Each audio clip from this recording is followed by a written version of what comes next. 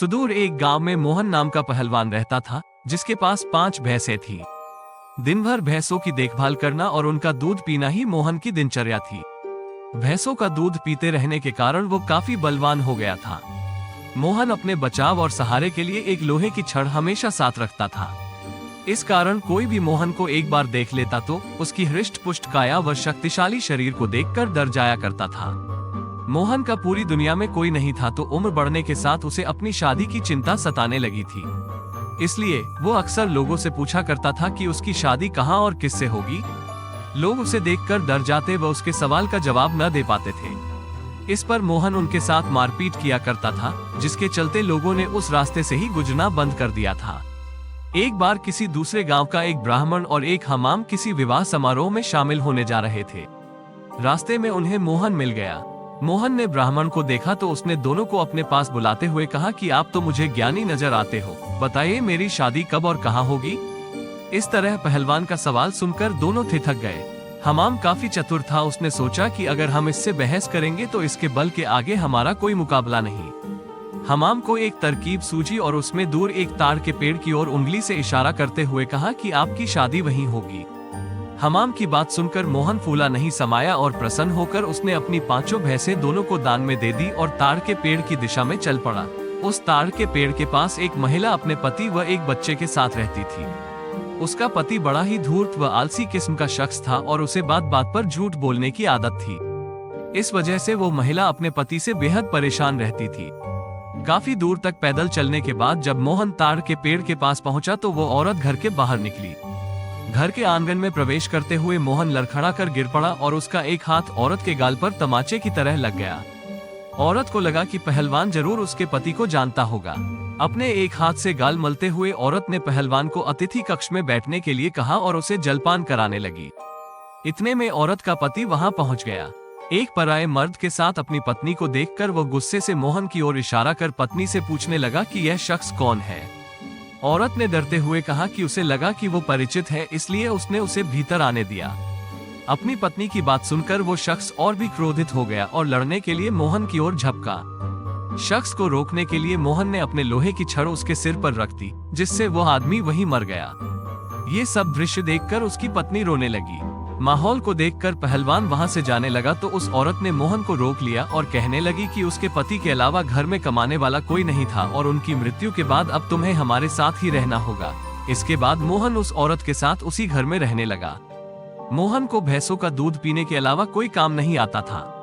ऐसे में कुछ दिन बाद जब घर का राशन खत्म होने लगा तो महिला ने उससे कहा कि वो बाहर जाकर कुछ कमा कर लेकर आए या फिर राजा के पास जाकर खेती के लिए जमीन मांग ले ताकि वो खेती कर अपना भरण पोषण कर सके। महिला की बात सुनकर पहलवान अपने लोहे की छड़ उठाए राजमहल की ओर चल पड़ा। राजमहल के पास पहुंचने पर सभी द्वारपाल और सैनिक मोहन की काया देखकर डर से कांपने लगे और तुरंत राजा तक सूचना पहुंचाई कि कोई बलवान हाथ में लोहे की छड़ लिए महल की ओर बढ़ता चला आ रहा है। सूचना पाकर राजा ने तुरंत अपने मुंशी को बुलाया और उसे तत्काल पहलवान के पास जाकर आने का कारण पूछने को कहा। पहलवान मुंशी को खेती के लिए जमीन मांगने की अपनी विनती बताता है। संदेश लेकर राजा के पास पहुंचने पर राजा पहलवान को ढेर सारी जमीन देने का आदेश देता है। मुंशी बेहद चतुर होता है तो वो राजा द्वारा पहलवान को दी गई अधिकांश जमीन स्वयं के लिए रखकर मोहन को कब्रिस्तान के पास एक बंजर जमीन का छोटा सा टुकड़ा दे देता है, जिसे पाकर पहलवान खुशी खुशी वापस लौट जाता है। उस बंजर जमीन के बीच में एक पीपल का पेड़ होता है, जिस पर भूतों का बसेरा होता है। जमीन को फसल उगाने योग्य बनाने के लिए जब पहलवान जुताई शुरू करता है तो पेड़ के कारण उसे खेत जोतने में परेशानी आने लगती है।